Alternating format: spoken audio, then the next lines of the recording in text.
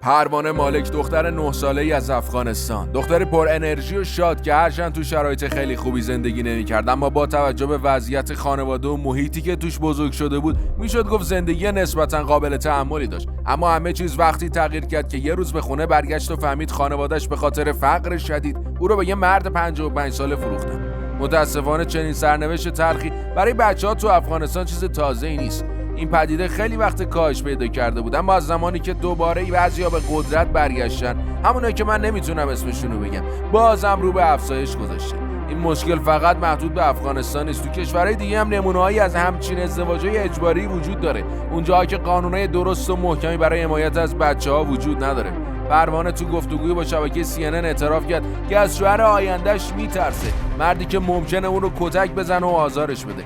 به همین راحتی دغدغه‌های یه دختر 9 ساله از نگرانی برای امتحان فردای مدرسه‌اش به ترس از خشونت و بدرفتاری همسر 55 سالش تغییر پیدا کرده. به نظرت با همچین کسایی که این ازدواجا رو میکنن باید چه برخوردی بشه؟